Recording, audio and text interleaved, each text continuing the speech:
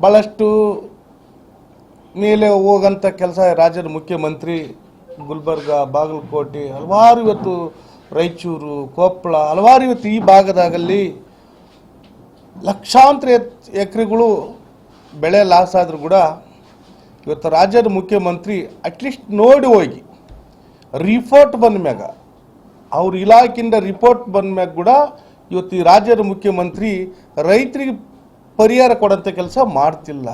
ಆದ್ರೆ ನಮ್ಮ ಸರ್ಕಾರ ಇದ್ದಂಥ ಸಂದರ್ಭದಲ್ಲಿ ಕೂಡ ನಮ್ಮ ಹಿರಿಯರಾದಂಥ ಯಡಿಯೂರಪ್ಪನವರು ಮುಖ್ಯಮಂತ್ರಿ ಆದಂಥ ಸಂದರ್ಭದಲ್ಲಿ 2018ರಲ್ಲಿ 23ವರೆಗಿನ 60,000 ಕೋಟಿ ನಾವು ಬರಗಾಲ ಪರಿಹಾರ ಕೊಟ್ಟಂಥ ದಿನಗಳಿದೆ. ಇವತ್ತು 18ರಲ್ಲಿದ್ದ 2023ವರೆಗಿನ 60,000 ಕೋಟಿ ಕೇಂದ್ರ ರಾಜ್ಯ ಸರ್ಕಾರ ಎರಡೂ ಕಲಿಸಿ 60,000 ಕೋಟಿ ರೈತರಿಗೆ ಬರಗಾಲ ಪರಿಹಾರ, ಬೆಳೆ ಲಾಸ್ ಆಗಿದ್ದು, ತೋಟ ಲಾಸ್ ಆಗಿದ್ದು ಎಲ್ಲ ಯಾವ್ದಂತೇಳಿ ಒಂದು ರೀತಿಯಾಗಿ ಇಲ್ಲಿ ಸರ್ವೆ ಮಾಡಿ ಕೊಡೋಂಥ ಕೆಲಸ ನಮ್ಮ ಸರ್ಕಾರ ಮಾಡುತ್ತೆ. ಇವತ್ತಿನ ಸರ್ಕಾರ ಕನಿಷ್ಠ ರೈತ ಕಣ್ಣೀರು ಹಾಕಿ ಹತ್ತಿ ಕಿತ್ತಿ ಗಿಡ ಕಿತ್ತಿ ಬೆಳೆ ಕಿತ್ತಿ ನಮಗಿಷ್ಟು ಲಾಸ್ ಆಗೈತೆ ಅಂತೇಳಿ ಇವತ್ತು ರಾಜ್ಯಕ್ಕೆ ಮನವಿ ಮಾಡಿಕೊಂಡ್ರು ಕೂಡ ಈ ರಾಜ್ಯದ ಮುಖ್ಯಮಂತ್ರಿ ಅದ್ರ ಗಮನಕ್ಕೆ ಕೊಡ್ತಿಲ್ಲ. ಯಾಕೆ ಕೊಡ್ತಿಲ್ಲ ಮುಖ್ಯಮಂತ್ರಿ ಅಂದ್ರೆ ರೈತರ ಪರವಾದಂಥ ಕೆಲಸ ಸರ್ಕಾರ ಮಾಡ್ತಿಲ್ಲ.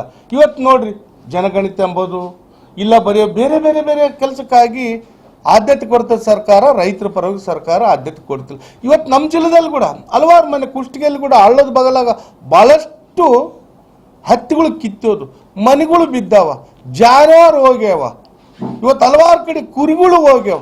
ಯಾಕೂ ಪರಿಹಾರ ಕೊಡೋಂಥ ಕೆಲಸ ಮುಖ್ಯಮಂತ್ರಿಗಳು ಮಾಡ್ತಿಲ್ಲ. ಅವ್ರು ಏನು ಮಾಡಿದ್ರಂದ್ರೆ ಹೆಲಿಕಾಪ್ಟರ್ ಮೇಲೆ ಬಂದು ಹೋಗ್ಬಿಟ್ರು ಬೆಂಗಳೂರಿಗೆ. ಮತ್ತೆ ಅವ್ರ ಕೆಳಗೆ ಏನಾಗತ್ತೆ ಅಂತ ಅಧಿಕಾರಿಗಳು ಪರೀಕ್ಷೆ ಮಾಡಲಿಲ್ಲ, ಸರ್ಕಾರ ಪರೀಕ್ಷೆ ಮಾಡಲಿಲ್ಲ. ರೈತರುಗಳು ಕಣ್ಣೀರು ಒರೆಸೋಂಥ ಕೆಲಸ ಸರ್ಕಾರ ಮಾಡ್ತಿಲ್ಲ. ಇವತ್ತು ಯಾಗೈತಂದ್ರೆ ಸರ್ಕಾರ ಮೇಲೆ ಹೋಗೋಂಥ ಕೆಲಸನ ಸರ್ಕಾರ ಮಾಡಿ ತೆಳಗೆ ಜನರ ಜೊತೆ ಇಳಿತಿಲ್ಲ.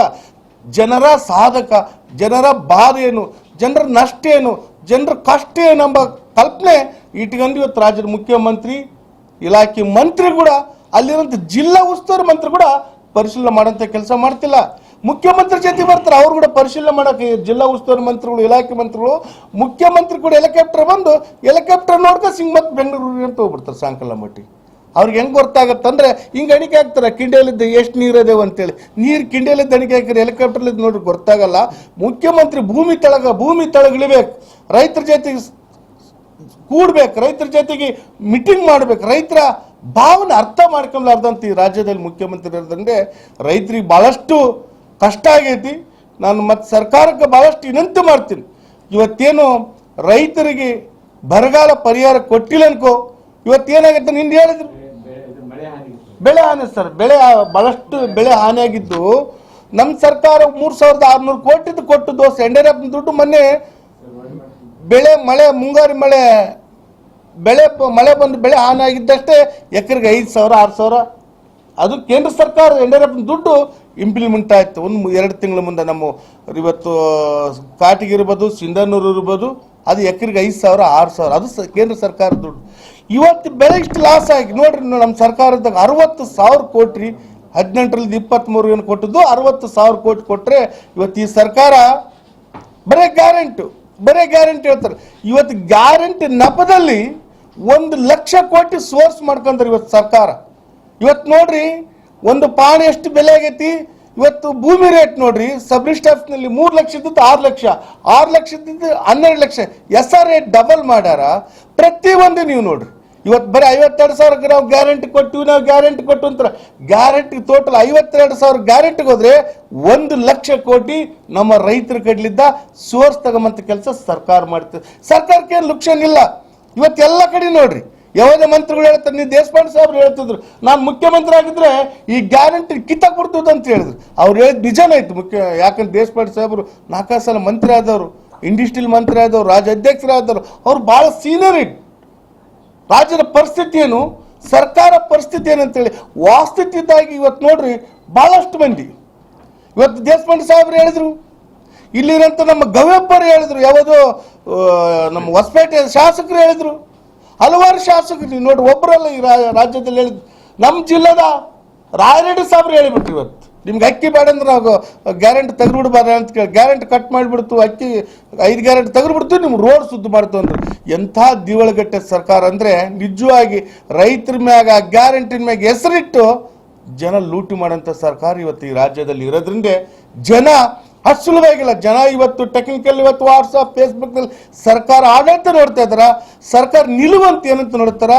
ಸರ್ಕಾರ ಅವರೇ ಹೇಳ್ತಾ ಇದ್ರು ಇವತ್ತು ನಮ್ಮ ಸರ್ಕಾರಕ್ಕೆ ಇಷ್ಟು ಕೋಮುಗಲಭೆ ಇದ್ದಿಲ್ಲ. ಇವತ್ತು ಈ ಸರ್ಕಾರದಲ್ಲೇ ಕೋಮುಗಲಭೆ ಸೃಷ್ಟಿ ಆಗ್ಯಾವ ಎಲ್ಲ ಕಡೆ ನೋಡ್ರಿ. ನಾನು ಭಾಳಷ್ಟು ಇವತ್ತು ಗಮನಿಸ್ಬೇಕು ತಾವು ಮಾಧ್ಯಮದ ಮಿತ್ರರು ಇವತ್ತು ಯಾವ ಸರ್ಕಾರದಲ್ಲಿ 18ರಿಂದ 23ವರೆಗೆನ ನಮ್ಮ ಸರ್ಕಾರನ ಗೂಬೆ ಕುಂಡಿಸ್ತಿದ್ರು. ಈ ಸರ್ಕಾರ ಇಷ್ಟು ಲೂಟಿ ಮಾಡ್ಯಾರ, ಈ ಸರ್ಕಾರ ಇಷ್ಟು ಲೂಟಿ ಮಾಡ್ಯಾರ ಮಂತ್ರಿ. ಇವತ್ತು ಇವ್ರು ಲೂಟಿ ಮಾಡೋದು ನೋಡಿದ್ರೆ ಜನ ಈ ರಾಜ್ಯದಲ್ಲಿ 6.5 ಕೋಟಿ ಜನ ಬೆಚ್ಚಿ ಬಿದ್ದೋಗ್ಬಿಟ್ಟಾರೆ. ಯಾಕಂದ್ರೆ ಎಷ್ಟು ಲೂಟಿ ಆಗ್ತೈತಲ್ಲಪ್ಪ. ಈ ಮುಖ್ಯಮಂತ್ರಿ ಅಂತವ್ರು, ಸರ್ಕಾರ ಇಲಾಖೆ ಮಂತ್ರಿ ಅಂತವ್ರು, ಇಲ್ಲಿರೋಂಥ ಅಧಿಕಾರಿಗಳು ಅಂತಾರೆ ಅಂತೇಳಿ ಅಧಿಕಾರಿಗಳು 50-50 ಮಾಡ್ಕೊಂತ ಕಾಲ ಬಂದೈತಿ. ಅನುದಾನದಲ್ಲಿ ಏನಾದ್ರು ಒಂದು ಸರ್ಕಾರದಲ್ಲಿ ಅನುದಾನ ಬಂದ್ರೆ ಮಂತ್ರಿಗಳು ಅಧಿಕಾರಿಗಳು ಶೇರ್ ಮಾಡ್ಕೊಂತ ಹಂಚ್ಕೊಂತ ಕೆಲಸ ಇವತ್ತು ಈ ರಾಜ್ಯದಲ್ಲಿ ನಡೆದ್ರಂದ್ರೆ ಡೆವಲಪ್ಮೆಂಟ್ ಜೀರೋ. ಇವತ್ತು ನೀವು ವಿಚಾರ ಮಾಡಿ ಡೆವಲಪ್ಮೆಂಟು ಇಡೀ ಜೀರೋ. ಇವತ್ತು ಯಾವುದೇ ಒಂದಲ್ಲಿ ಮೊನ್ನೆ ಹೇಳಿದ್ರು ಮುಖ್ಯಮಂತ್ರಿಗಳು ನಾವು 2,000 ಕೋಟಿ ಕೊಟ್ಟಿವಿ, 2,000 ಕೋಟಿ ಯಾವ ಜಿಲ್ಲೆದಲ್ಲಿ ಬಂದ್ರು ಕೂಡ ನಾವು ಉತ್ತರ ಕೊಡ್ತೇವೆ. ಸಾಹೇಬ್ರೆ, ನೀವು ಯಾವ ಜಿಲ್ಲೆದಲ್ಲಿ ಉತ್ತರ ಕೊಡೋದು ಬೇಕಾಗಿಲ್ಲ, ನಮ್ಮ ಜಿಲ್ಲೆದಲ್ಲಿ ಕೂಡ ಉತ್ತರ ಕೊಡೋಂಥ ಕೆಲಸ ತಗೋಂಥ ಕೆಲಸ ತಾವು ಮಾಡ್ರಿ, ಭಾಳ ಅದೃಷ್ಟವಂತ ಅಂತ ಹೇಳ್ಬೇಕಾಯ್ತು. ಹಿಂದಕ್ಕೆ ನಮ್ಮ ಸರ್ಕಾರದ ಆದಂಥ ಅನುದಾನ ಇವತ್ತು ನೋಡ್ರಿ ಕನಗೇರಿಯಲ್ಲಿ ಅಮೃತ ಯೋಜನೆ ಅಂತ ಕೇಂದ್ರ ಸರ್ಕಾರ ಯೋಜನೆ ಇವತ್ತು ಹಿಂದಕ್ಕೆ ನಮ್ಮ ಸರ್ಕಾರದ 200 ಕೋಟಿ ಅಪ್ರೂವಲ್ ತಂದು ಕೆಲಸ ಶುರು ಮಾಡೋಂಥ ಕೆಲಸ ಮಾಡಿದ್ವಿ. ಕನಗೇರಿ ಟು ಕಾಟಿಗೆ 200 ಕೋಟಿ. ಇವತ್ತು ಆ ಹೆಡ್ಡನ್ನ ಅಮೃತ ಯೋಜನೆ ಮೊನ್ನೆ 2,000 ಕೋಟಿಯಲ್ಲಿ ಇಟ್ಟು ಕಾಸು ಘೋಷಣೆ ಮಾಡ್ತಾರೆ. ಎಂಥ ನಾಚಿಗೆಟ್ಟ ಸರ್ಕಾರನ ಅರ್ಥ ಆಗೋಲ್ಲ. ಇನ್ನಿಟ್ಟು ನಾವೇ ತಂದಿವಿ ಅನುದಾನ ತಂದು ಡೆವಲಪ್ಮೆಂಟ್ ಡೀಫರ್ ಎಲ್ಲಿಗೆ ನೀರು ಕೊಡಬೇಕು, ಒಳಚರಂಡಿ ಪೈಪಾಗಿ ಎಲ್ಲ ಕೆಲಸ ಮಾಡೋದು ಮಣ್ಣು ಇಡ್ತಾ ಇದ್ದಾರೆ. ಮತ್ತು ಇವತ್ತು ಉಳೆನೂರು ಪ್ರಾಜೆಕ್ಟ್ 4,500 ಕೋಟಿ ಇದ್ದಿದ್ದು ಆದ್ರಿಂದ ಮೊನ್ನೆ ಅದರಲ್ಲೇ ಇಡ್ತಾ ಇದ್ದಾರೆ. 2,000 ಕೋಟಿಯಲ್ಲಿ ಇಡ್ತಾ ಇದ್ದಾರೆ.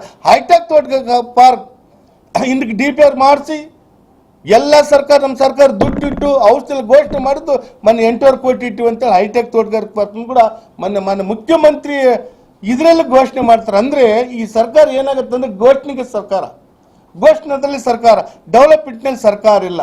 ಏನಾಗುತ್ತೆ ಅಂದರೆ ಈ ಸರ್ಕಾರ ನಮ್ಗೆ ಹೇಳ್ತಿದ್ರು ಕೋಮುಗಲಭೆ BJP ನಾವು ಯಾರು ಕೋಮುಗಲಭೆ ನಮ್ಮ ಸರ್ಕಾರ ಎಂದೂ ಮಾಡಿಲ್ಲ.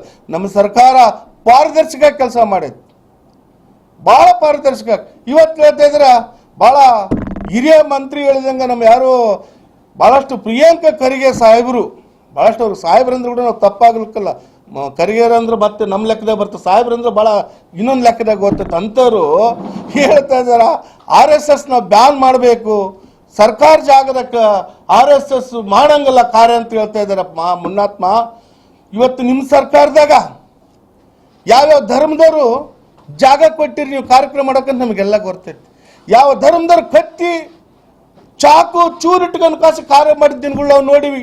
ಈ ರಾಜ್ಯದಲ್ಲೇ ನಮ್ಮ RSS ನಮ್ಮ ಸಂಘ ಸಂಸ್ಥೆ ನಾವು ಬಡಿಗಿಡ್ಕೊಂಡಿರ ಕೋಲ್ ಹಿಡ್ಕೊಂಡು ಇವ್ರು ಓಣಿಯಲ್ಲಿ ಮಕ್ಕಳು ಬೆದರ್ತಾವ, ಜನ ಹೆದರ್ತಾ ಇದ್ದಾರೆ ಅಂತೇಳಿ ಪ್ರಶ್ನೆ ಮಾಡ್ತಿಲ್ಲ. ಪುಣ್ಯಾತ್ಮ, ಸ್ವಲ್ಪ ನಿನ್ ಜ್ಞಾನ ಐತಾ, ನಿನ್ಗೇನು ಬುದ್ಧಿ ಐತಾ? RSS 100 ವರ್ಷದಿಂದ ಬಹುಕಾಲದಿಂದ ಬಂದಂತ ಸಂಘ ಸಂಸ್ಥೆ ಅದು. ಇವತ್ತೇನು ಹೇಳ್ತಿ ಕೈಯಲ್ಲಿ ಕೋಲ್ ಹಿಡ್ಕೊಂಡ್ರೆ ಜನ ಹೆದರ್ತಾರ. ನಮ್ಮ ಸಂಘ ಈ ದೇಶದ ರಕ್ಷಣೆಗಾಗಿ ನಿಂತೈತಿ. ನಾವು ಯಾರು ಕೋಮುಗಲಭೆ ಮಾಡಿರಲ್ಲ. ಈ ದೇಶ ರಕ್ಷಣೆಗಾಗಿ, ಈ ದೇಶ ರಕ್ಷಣೆ ಯಾಕೆ ನಡೆಸಬೇಕು, ಈ ದೇಶನ ಯಾಕೆ ರಕ್ಷಣೆ ಮಾಡಬೇಕಂತ ಇವತ್ತು ನಮ್ಮ RSS ಸಂಘ ನಾಯಕರು, ಇವತ್ತು ಸ್ವಯಂ ಸೇವಕರು ಇವತ್ತು ದೇಶಕ್ಕಾಗಿ ಸೇವೆ ಮಾಡ್ತಾರೆ ಬಿಟ್ಟು ಯಾವ ಕೋಮುಗಲಭೆಗಾಗಿ ನಮ್ಮ RSS ಸಂಘ ಇವತ್ತು ಯಾವುದು ಮಾಡ್ತಿಲ್ಲ. ತಾವು ವಿಚಾರ ಮಾಡಬೇಕಾಗೈತೆ. ಭಾಳಷ್ಟು ಹೇಳ್ತೈತಿ CM ಲೆಟ್ರ್ ಬರ್ತೀವಿ, CM ಲೆಟ್ರ್ ಬರಲಿ. ಭಾಳಷ್ಟು ಎಲ್ಲ ಆದ ಘಟನೆ ನಮ್ಮ ರಾಜ್ಯದಲ್ಲಿ ಕೂಡ ಇಂಥವೆಲ್ಲ ನಿಮ್ಮ ಸರ್ಕಾರದ ಕೋಮುಗಲಭೆ ಆಗ್ಬಿಟ್ಟು ನಮ್ಮ ಸರ್ಕಾರದ ಕೋಮುಗಲಭೆ ಮಾಡಿಲ್ಲ.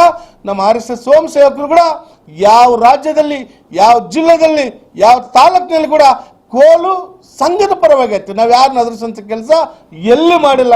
ಪ್ರಿಯಾಂಕ ಖರ್ಗೆ ನೀವು ವಿಚಾರ ಮಾಡಬೇಕಾಗೈತಿ. ನೀನೊಬ್ಬ ಮಂತ್ರಿಯಾಗಿ ಪಾರದರ್ಶಕವಾಗಿ ರಾಜಕೀಯ ಮಾಡಬೇಕಾಗೈತಿ. ಒಂದು ಧರ್ಮಕ್ಕಾಗಿ ನೀವು ರಾಜಕಾರಣ ಮಾಡೋದು ಸರಿಯಲ್ಲ. ಇದು ಯಾರು ಒಪ್ಪಲ್ಲ ಜನ. ನಿಮ್ಗೆ 28ರಲ್ಲಿ ಸರಿಯಾದಂಥ ಉತ್ತರ ಕೊಡಂತ ಕೆಲಸ ಮತದಾರ ದೇವರು ಮಾಡ್ತಾರ. ಅದು ಸರಿಯಾಗಿ ನೀನು ಇರ್ಬೋದು. ನಾನು 2 ಸಲ ಗೆದ್ದೀನಿ, ನಾನು ಮಂತ್ರಿ ಆಗಿನಿ, ಇರಲಿ, ನೀವು ಏನು ಅನ್ಯಾಯ ಮಾಡ್ತಾ ಇದ್ದೀರಿ ಎಂಬುದು ನಿಮ್ಮ ಸರ್ಕಾರ, ನೀವು ಎಷ್ಟು ಅನ್ಯಾಯ ಮಾಡ್ತಂತೆ ಪ್ರತಿಯೊಬ್ಬ ಮನುಷ್ಯ, ಪ್ರತಿಯೊಬ್ಬ ಮತದಾರ ಗಮನಿಸ್ತಾ ಇದ್ದಾನ. ಜಿಲ್ಲೆದಾಗ ನಿನ್ನ ಆಡಳಿತ ಯಾವ ರೀತಿ ಐತಿ, ರಾಜ್ಯದಾಗ ಯಾವ ರೀತಿ ಆಡಳಿತ ಐತಿ, ಯಾರ ಪರವಾಗಿ ಮಾತಾಡ್ತಿ, ಯಾವ ಧರ್ಮದ ಪರವಾಗಿ ನೀವು ಓಲೈಸ್ತಿ ಅಂತೇಳಿ ಇಡೀ 6.5 ಕೋಟಿ ಜನರು ನೋಡ್ತಾ ಇದ್ರೆ ಅದಕ್ಕೆ ತಾವು ಗಮನಿಸಬೇಕು. ತಾವು ಹೇಳಂತ ಹೇಳಿಕೆ ಪಾರದರ್ಶಕ ಆಗಿರ್ಬೇಕಂತ ತಮ್ಮಲ್ಲಿ ಬಹಳಷ್ಟು, ಯಾಕಂದ್ರೆ ನೀನು ಹೇಳಂತ ಮಾತ ಕೋಮುಗಲಮೆ, ಅದು ನಮ್ಮ ಸರ್ಕಾರ ನಮ್ಮ ಮಂತ್ರಿ ಹೇಳಂತ ಕೋಮುಗಲಮೆ ಅಲ್ಲ ಅದು. ಅದಕ್ಕಾಗಿ ತಾನೊಬ್ಬ ಮಂತ್ರಿಯಾಗಿ ಈ ರಾಜ್ಯದ ಜವಾಬ್ದಾರಿ ಇದ್ದಂಥ ಮಂತ್ರಿ, ನೀನು ಈ ರಾಜ್ಯದಲ್ಲಿ ಒಬ್ಬ ಶಾಸಕ ಆದತ್ತ ಒಬ್ಬ ಮಂತ್ರಿ ಅಂತ ಜವಾಬ್ದಾರಿಯಿಂದನೇ ಹೇಳಿ ಕೇಳಬೇಕಾಗತ್ತಿ. ಇವತ್ತು ನಮ್ಮ ಸಂಘನ ನಾವು ಏನೋ ಬ್ಲಾಕ್ ಮಾಡ್ದು ಬ್ಯಾನ್ ಮಾಡ್ತು ಅಂತ ಹೇಳ್ತಿಲ್ಲ, ತಪ್ಪು ಮಾತಾಡಬೇಡ. ಯಾವತ್ತಿಗೂ ಬ್ಯಾನ್ ಮಾಡೋಕ್ಕಾಗಿಲ್ಲ.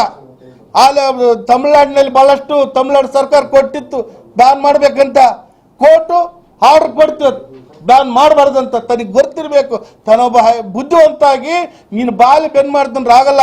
ಹೈಕೋರ್ಟ್ನೇ ಕೊಡ್ತೀನಿ ನಿಮಗೆ ಆರ್ಡ್ರ, ಇದು ಯಾವುದು ಬ್ಯಾನ್ ಮಾಡಬಾರ್ದು ಅಂತೇಳಿ ಅದನ್ನ ಬುದ್ಧಿವಂತಿ ತಲೆಗಿಟ್ಕೊಂಡು ಕಾಸಿ ಮಾತಾಡಬೇಕು, ಹೇಳಿಕೆ ಕೊಡಬೇಕು. ಈ ರಾಜ್ಯದ ಮಂತ್ರಿ ಲೆಟರ್ ಬರಬೇಕಾದ್ರೂ ಕೂಡ ಸೀರಿಯಸ್ ಆಗಿ ನಮ್ಮ ಸಂಘ, ನಮ್ಮ RSS ಸಂಘ ಯಾವ ರೀತಿ ದೇಶದ ಮೇಲೆ ಕಲ್ಪನೆ ಗುರಿ ಇಟ್ಕೊಂಡು ಕಾಸಿ ಸಂಕಲ್ಪ ಯಾವ ರೀತಿ ದೇಶ ರಕ್ಷಣೆಗಾಗಿ ಮಾಡ್ತೈತಿ ಅದು ನೆನಪಿನಾಗ ಇಟ್ಕೊಂಡು ತಾನು ಹೇಳಿಕೊಡಂತ ಕೆಲಸ ಮಾಡಬೇಕಂತ ಹೇಳ್ತಿದ್ದೀನಿ. ಇನ್ನೊಂದು ಸಾವಿರ ಸಾಕ.